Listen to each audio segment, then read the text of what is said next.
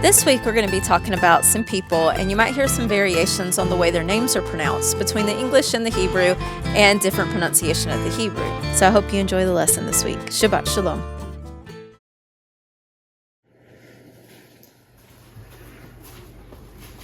Hey, what's up to it, kids? Shabbat Shalom. Today I'm doing something very interesting. I'm practicing my illusions. Do you know what an illusion is? You know, some people call them tricks. I've even heard people say magic tricks before. But I want you to know what I'm doing is not magic. Matter of fact, Yahweh's not big on magic, so we don't want to do anything like that. What we're doing is something called a sleight of hand trick. It's an illusion. It's where I make you think something's happening while something else is happening, or I make something look like something else. So they're really fun, right? Hey, you want to see the one I've been working on? All it takes is a little tissue paper just like this. All right. What we're going to do is we're going to roll it up into a ball. All right. We got to make sure it's really good and tight. All right. Then what I want you to do is I want you to take it and put it in this hand. And you're going to go 1, 2, 3. Where did it go? Was that pretty cool or what? Hey Dad, what are you doing? I'm on Trained Up in Torah right now. I'm practicing illusions. Is that cool or what? Yeah, that's cool. Nice, man. All right. So, I got an idea. Do you want to see me bring it back? All right, you ready? Let me see. I'm going to get over here. Oh, there it is. Now, was that a cool trick? Yes, it was. How would you like to learn how to do that trick? All right. We're going to do that in the next segment. Me and Seth are going to show you how we did this trick so that you can do it too. But before we get there, we need to start this week's Sabbath school. We need to get in and have a song, have our prayer, and then find out our story, which talks about somebody getting tricked. After you hear that, you'll understand why this is important. But anyway, let's go do that, and then we'll come back and train about the trick. Cool? Shabbat Shalom. Shabbat Shalom. Shema Israel, Yahweh Eloheinu, Yahweh Echad, Baruch Shem Kevod, Malchuto, Leolam Vayed. Amen, amen.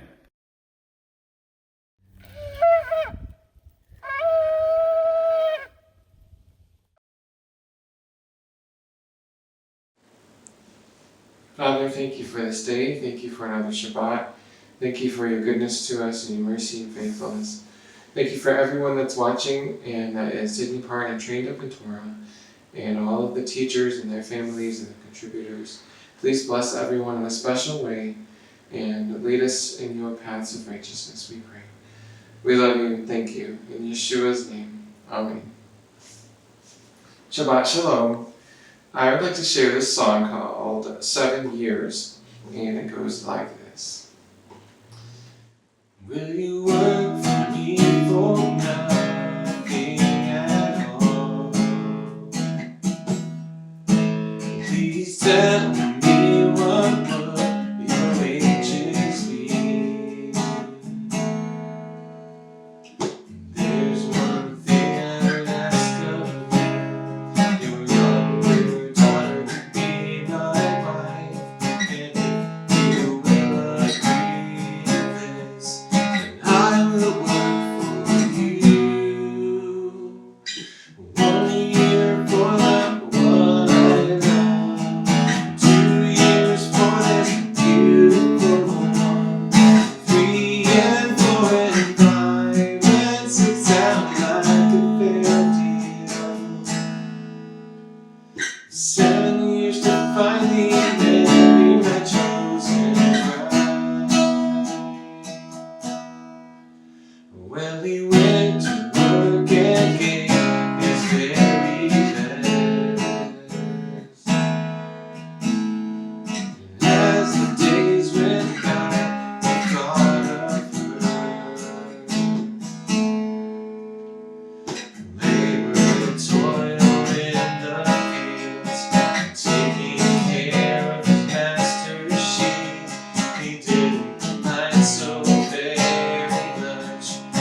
worked so hard for her.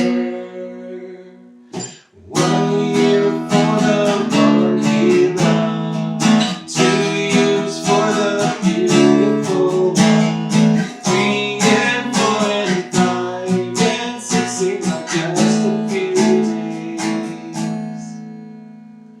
7 years to finally marry his chosen bride.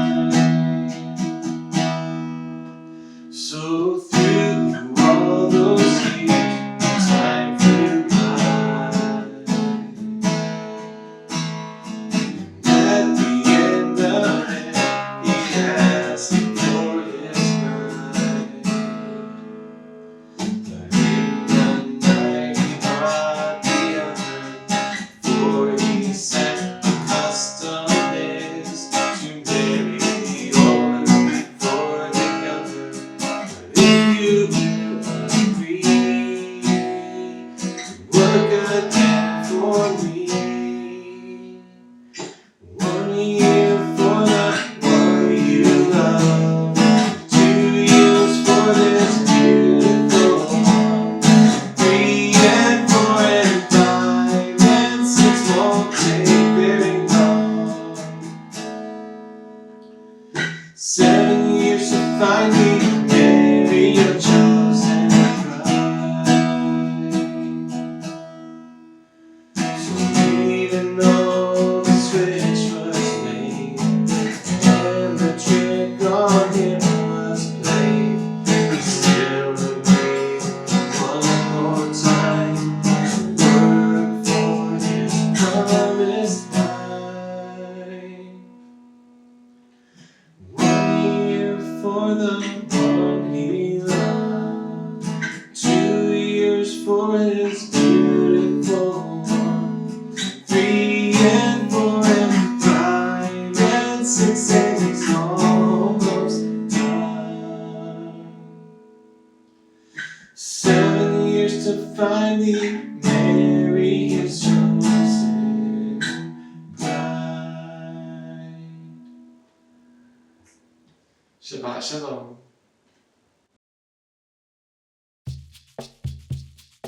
Hey, this is Susie, and I'm so glad to be on here again as a guest to share this incredible story about hard work, having hearts of integrity, and what it looks like when we're deceitful, how our sin can bear consequences upon other people. Let's get started.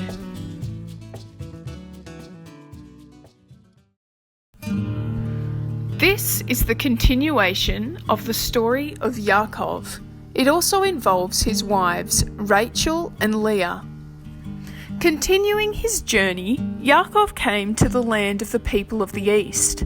As he looked, he saw a well in a field, and there were 3 flocks of sheep lying there next to it, because the shepherds watered the sheep from that well.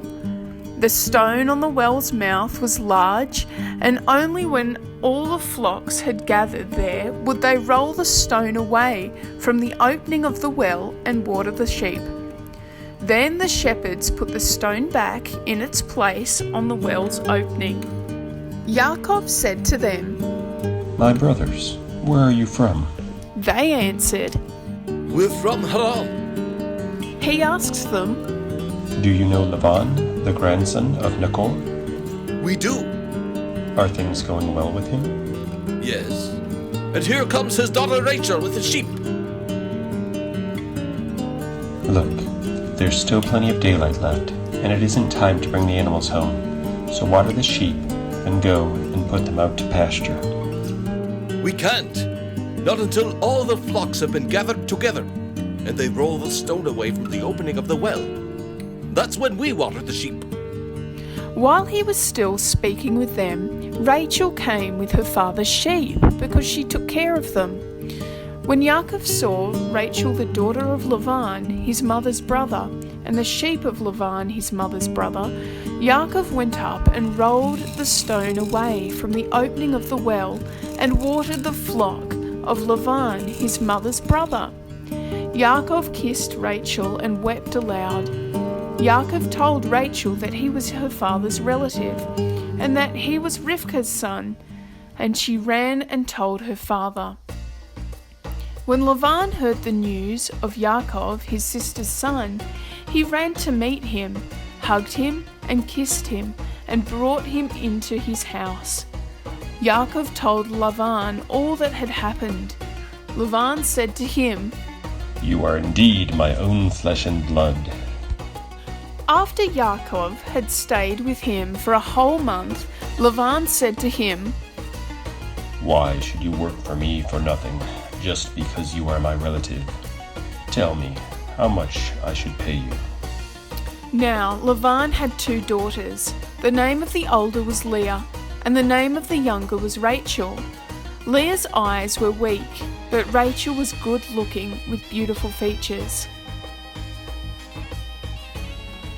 Yaakov was in love with Rachel and said, I will work for you 7 years in exchange for Rachel, your younger daughter. Better that I give her to you than to someone else. Stay with me. So Yaakov worked 7 years for Rachel, and it seemed only a few days to him, because he was so much in love with her. Yaakov said to Lavan, Give me my wife, since my time is finished, so that I can start living with her.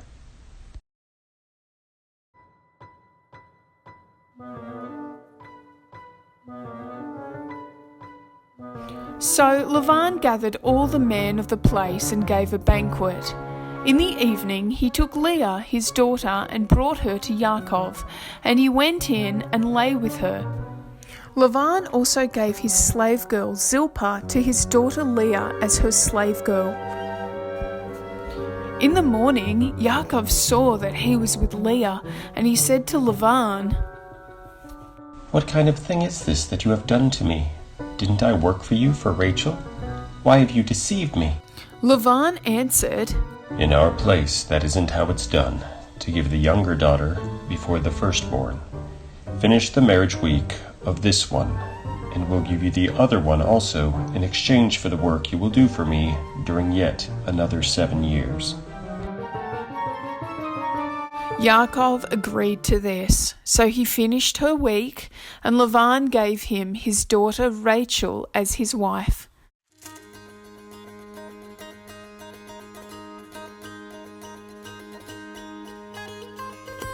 Lavan also gave to his daughter Rachel his slave girl Bilhah as her slave girl. So not only did Yaakov go in and sleep with Rachel, but he also loved Rachel more than Leah. Then he served Lavan another 7 years.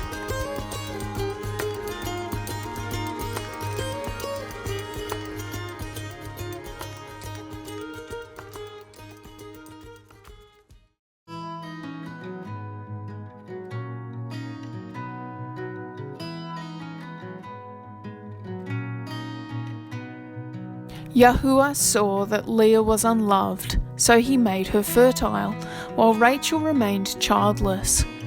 Leah conceived and gave birth to a son, whom she named Reuben, which means, see, a son. For she said, It is because Yahuwah has seen how humiliated I have been, but now my husband will love me.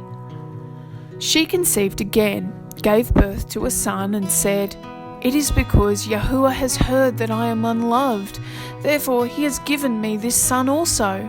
So she named him Shimon, which means hearing. Once more she conceived and had a son, and she said, Now this time my husband will be joined to me, because I have borne him 3 sons. Therefore she named him Levi, which means joining.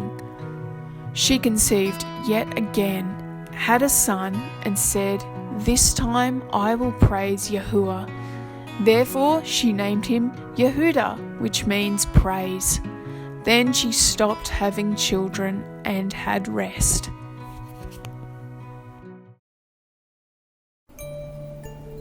Shabbat Shalom, this is Eleanor. In our lesson today, Leah had 4 babies, Reuben, Simon, Levi, and Judah. Do you wonder how you take care of babies? Well, when you're a baby, you need food, drinks, and care. Your mother usually makes sure you're safe, too. Here are some interesting baby facts. Babies are always listening. even before they are born. Babies as young as 2 days old will recognize their mom's voice, even if they only hear one syllable.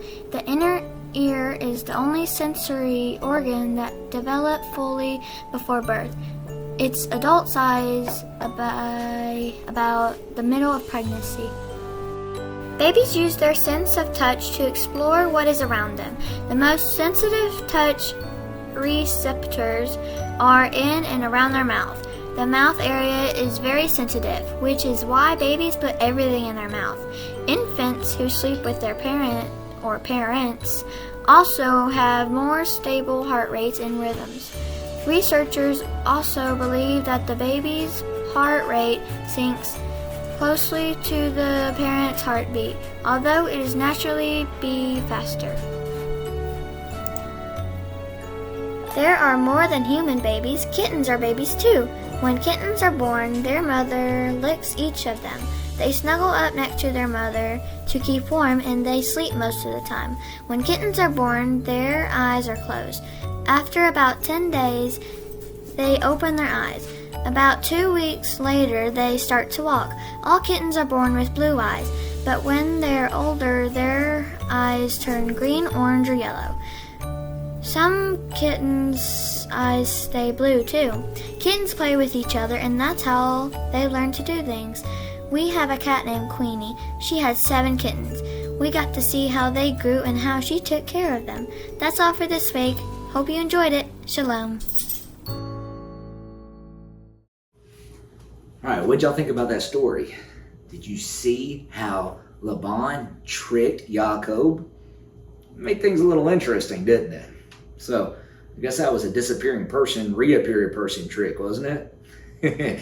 Hey, we might look at one of those in a little bit. What do you think, Seth? Yeah. All right, so Seth's going to be here with me, and we're going to show you how to do the disappearing trick that we did earlier. And so the very first thing that I want you to notice is that the first time you saw me, the camera was closer to me, right? Well, I had to back you away so that you could see what was actually going on, because with sleight of hand tricks, perception is everything. And you kind of have to control what the people see that are in front of you. So remember, we took something as ordinary as this napkin, and I do like this to make you realize, hey, it's just ordinary. And then what we do is we take and we scrunch it up into a little bitty ball. All right? All that is nothing more than the setup. There's really not much going on there. There's nothing we're doing that's sleight of hand. The next part, though, really is. So I forgot to mention this whenever we get started. Most of the time when I do this trick, I have somebody standing right here, I'm not going anywhere, right here. And I'm doing the trick in front of them. And the reason is because I can control what they see because I'm right here and they're focused on my hand. So me doing all this stuff right here keeps them focused right here on my hand. All right? So that's the first part of the trick, is make sure the person's standing beside you. The second part of the trick is the sleight of hand. So sleight of hand. What I told you was we're going to take this and we're going to put it in this hand right here. Do you see it? It's not in that hand. It's in this hand. It never leaves my hand. So the reason why I'm holding it funny like this is so that I can take and put my hand over top of it, hide it from you, and keep it right there. So that's part one of the trick. All right? I guess that's part two. First part is make sure this person only sees what's right in front of them. Okay? So 1, 2. The next part of the trick is making it disappear. So you couldn't see this because I had you zoomed in on me in the last segment. But what I did was I put it in this hand. I said 1, 2, and then I threw it. 3. Keep that up, Seth. All right. So that's all it was 1, 2, 3, and I threw it. Now, when you have somebody standing beside you, because they're beside you, you can go 1, 2, 3, and they never see it. And it's also important to make sure when you do that, open up your hands real big like this, and they're like, whoa, it disappeared. And be enthusiastic about it, because when you do that, that's what they're going to look into. Now, in order to make it reappear, you have to have something called an assistant. Now, he was my assistant today. And so what he did was, let me see it. Should I get your pocket? There it is. It was trying to disappear on us again. So what Seth did was he stood over here off camera. And I went, go stand right over there. I went 1, 2, and I threw the ball to him. And then I opened it up for you. And then he said, Dad, what were you doing? And he came in and showed him what happened. All right, look what's right here.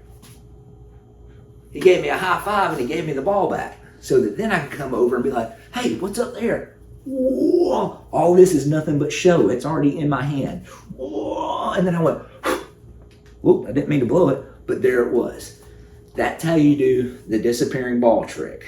Y'all practice that at home. Remember this right here, when you cover over it, that's part 1 of the trick. Part 2 of the trick, throw it behind the person. Part 3 of the trick, have a partner over there that can come back and give it to you.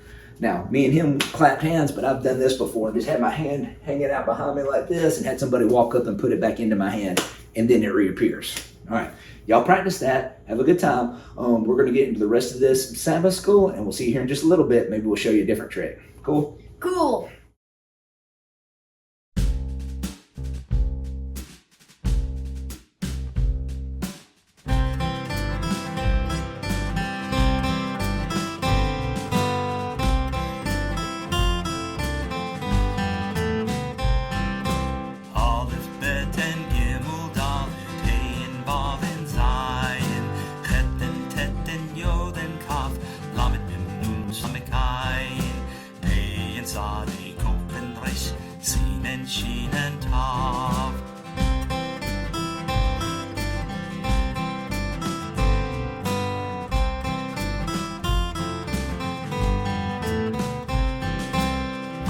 Beten Gimel Dalet Hein Baben Zayin Cheten Teten Yoden Kaf Lamed Mem Nun Samek Ayin Pein Sade Kofen Resh Sinen Shinen Tav.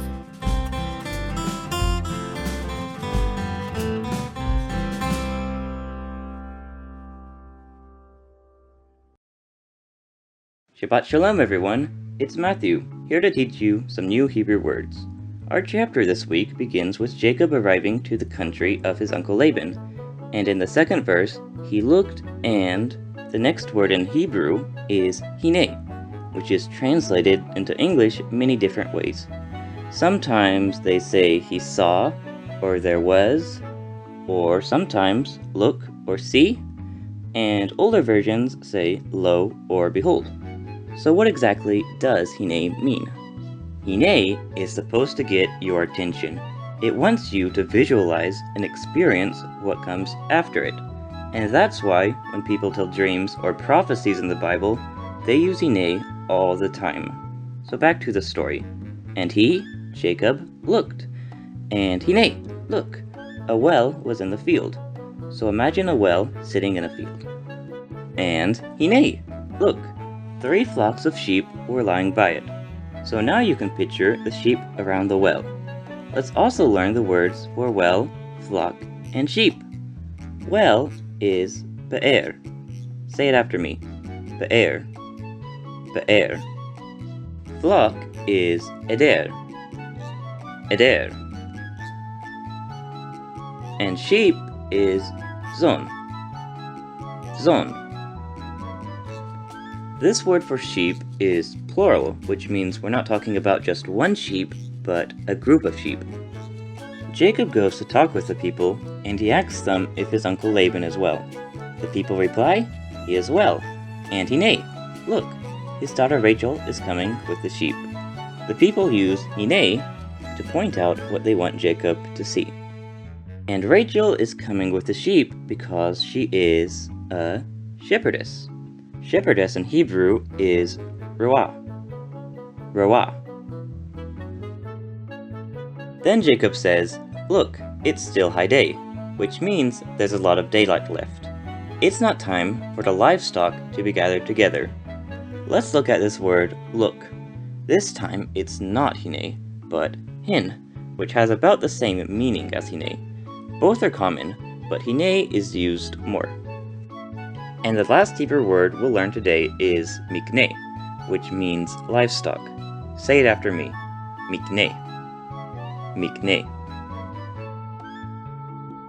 Before we end, let's play a little game and try to find the word hine in a little bit of Hebrew. Often, a vav will be attached to the beginning of the word hine, which means and. So look carefully. Can you find the word hine in these words? There it is. Now try to find the word hine in these words. And hine, there it is. Can you find the word hine in these words? There it is. Now let's find the word hine one more time. And there it is. Great job! I hope you enjoyed learning these new Hebrew words with me today. I hope you all have a blessed week. Shabbat Shalom. Today we are going to talk about the history of weddings and marriage. Have you ever been to a wedding? What are some things you remember about it? Did you see people standing in front of everyone? Did you see the bride walk down the aisle to meet her groom? Did you see the bride's father give her away? Weddings have changed a lot over the years. In biblical times, people were married much younger and usually from families of a narrow circle that had the same beliefs and practices. Marriage consisted of two ceremonies. First was the betrothal, where the couple said their marriage vows and were officially married, and later was the wedding. Although they were legally married, the woman would remain in her father's house until her betrothed came for her. The groom committed to provide complete provisions for the bride until they began their covenant relationship. He would then go and prepare a home for his bride. For the wedding, the bridegroom would come for his bride. There would be a short ceremony followed by a long week of celebration. The Hebraic customs of marriage have been lost in many ways, but if we look closely at the Bible, there are so many similarities of our relationship among ourselves and with Yeshua. It truly is a beautiful picture of the bridegroom coming back for his bride. Shalom!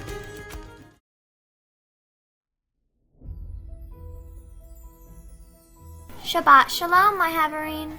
It's Miss Jessica here. In today's scripture story, Jacob was deceived by Laban. He worked those 7 years so that he could marry Rachel. And guess what? He was tricked, deceived, lied to. He had actually married Leah.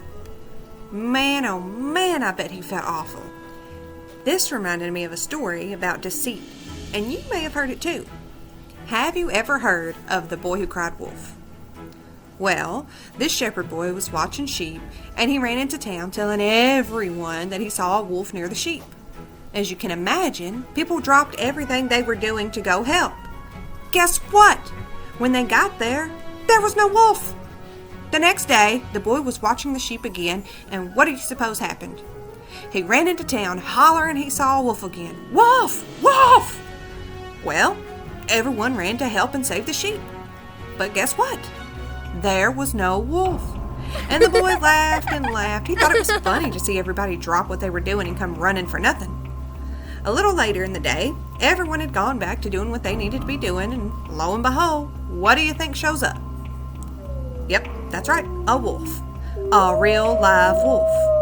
The boy goes streaking like a lightning bolt down to town, a-hooping and a-hollering, "There's a wolf, there's a wolf!" And he's bewildered when no one pays him any attention. Everyone keeps on working and going about their business like he isn't even there. Why do you suppose they ignored him? You got it. It's because he had lied to everybody already about there being a wolf when there wasn't one. So, everybody just figured he was lying this time too. If we tell lies or tell fibs to others like the boy who cried wolf did, do you think people will trust us very much? No, I don't think they will either. And you know what? It's important that we are trustworthy. Yeshua taught us this in Luke 16:10. He said, "He who is trustworthy in what is least is trustworthy also in much. And he who is unrighteous in what is least is unrighteous also in much." So, if we can be trusted with little things, like telling the truth about when we see a wolf, then we can be trusted with more things. I think it's really important that we try to be trustworthy and truthful because we're supposed to try and be like Yeshua. Matthew chapter 5 verse 37 says, "But let your word yes be yes, and your no be no. And what goes beyond these is from the wicked one." If we're telling fibs or trying to trick people, we aren't behaving very much like Yeshua, are we? We want people to be able to come to us and know that we're not going to lie to them. That can be super important. You may have a friend who someday wants to know more about Torah or Yahweh, and if we're trustworthy, they'll feel more comfortable in coming to us with their questions because they will know that what we tell them will be truthful. Plus, I know how awful I feel when I get fibbed to. I sure don't want to make someone else feel that bad. Do you? Me either. So let's try our best to be trustworthy. I hope you guys have a wonderful rest of your Shabbat. Shabbat Shalom.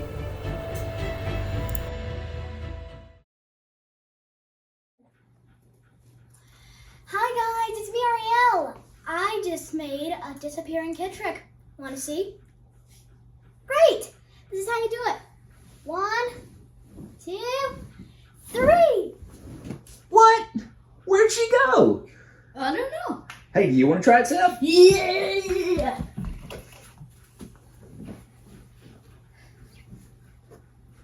1, 2, 3. Is that a cool trick or what, kids? And this is something that you can do at home and have a lot of fun with. So you only need 2 things to be able to do this trick. You need a blanket and you need an open doorway. So we chose our hallway to be able to do this. So what you're going to do is, and I'm going to show you the trick. You get your blanket and you stand beside your open doorway. We even found out that if you overlap your open doorway, see how my hand is in just a little bit? It makes it to where the trick goes better. Because if you don't, I'll show you in a minute. But anyway, you're going to go 1, 2, and the very last one is very important. You're going to throw the blanket up in the air just a little bit. And what that does is that lets the blanket stay up so that you can go and disappear. So things that we learned on that. So remember, once again, you're going to throw it up in the air and then you're going to run into your open doorway. Make sure the door is open because if you run into a closed door, that won't be fun. So things that we learned is that you need to have it overlapped into the doorway just a little bit, but more importantly, you need to make sure your blanket's long enough. So look at mine. If I go 1, 2, can you see my legs? You see my legs, then you're going to see me go like that. So that's not good. I got an idea. You want to see a reappearing kid trick? All right, here we go. 1, 2, 3. There they are. Did y'all like learning that trick? That's awesome. All right, let's get into the last bit of our Sabbath school. We're going to have our craft, we're going to have a song, and then we're going to get prayed out. Got something? Bye, guys. Shabbat Shalom. Shabbat Shalom.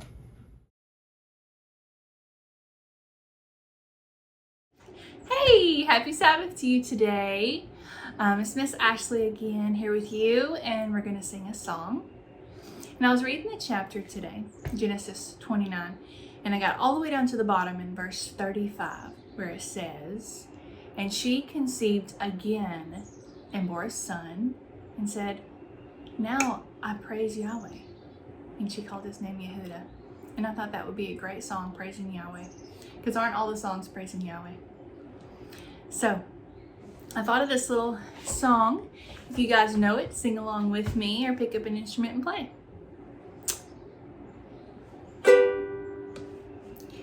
Great is Yahweh, and greatly to be praised, in the city of our Elohim, in the mountains of his kodeshness, beautiful for situation, the joy of the whole earth is Mount Zion on the side to the north, the city of the great King. Is Mount Zion on the side to the north, the city of the great King. Great is Yahweh, and greatly to be praised, in the city of our Elohim, in the mountains celebration, the joy of the whole earth is Mount Zion on the sides of the north, the city of the great King. Is Mount Zion on the sides of the north, the city of the great King. Shabbat Shalom! Bye-bye! Shabbat Shalom, everyone. I pray you are all having a safe and wonderful Sabbath. This week, our memory verse is Bereshit 29:1. Bereshit 29:1 says, "And Yaakov moved on and came to the land of the people of the east." As we move on with Yaakov's journey, he has gone out in search for his uncle Laban and to find a wife. Yaakov will now spend the next 14 years working for his uncle Laban to be able to marry not one but two of his daughters. Leah, Yaakov's first wife, but not his first choice, feels unloved by Yaakov because of his love for Rahel, his second wife. Yahweh blesses Leah for this reason, and she gives birth to 4 sons, Reuben, Shimon, Levi, and Yehuda.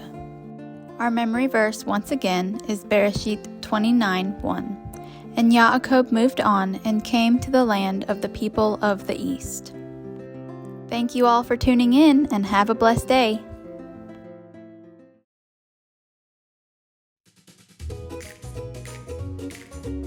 For today's activity, we're going to need a blank piece of paper, a pencil, glue, a tissue, and different colored markers, crayons, or colored pencils. We're going to start out by drawing Joseph in the middle, and then Leah, the older sister, and Rachel, the younger sister, on either side of him.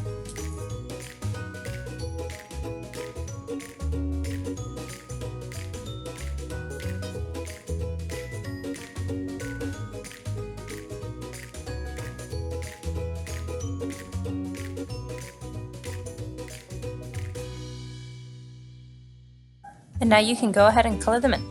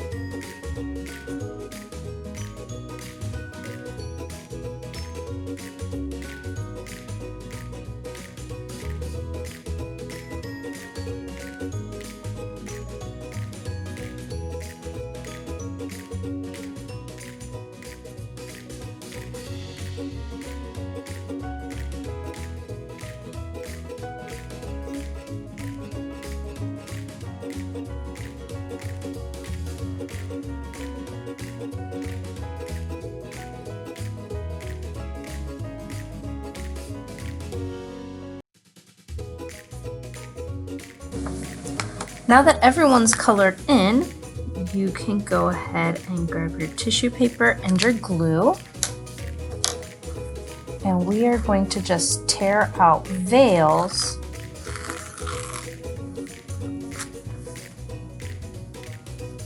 for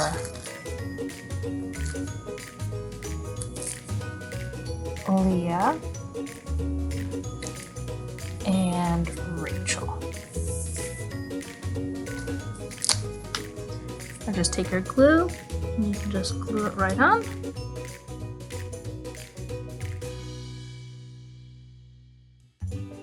Now they each have a veil. And you can go ahead and decorate the background however you'd like. And I look forward to seeing what you do. I hope you all have a blessed Shabbat and a wonderful week. Shabbat Shalom, everyone.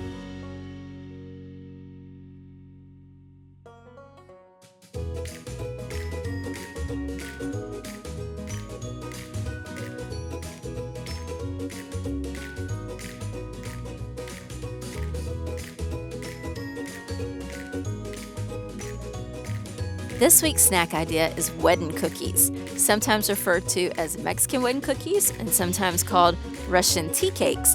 These are little cookies that have almonds in them and they got a powdery sweet coating on the outside.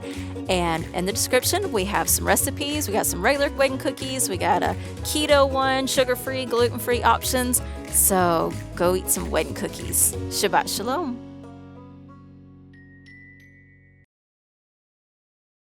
Dear Yahweh, thank you for today. Thank you for Sabbath School. Thank you for everybody that put Sabbath School together. Thank you for everybody that's watching. Just keep us all safe. And please bring us closer to you in your ways. In Yeshua's name we pray, hallelujah.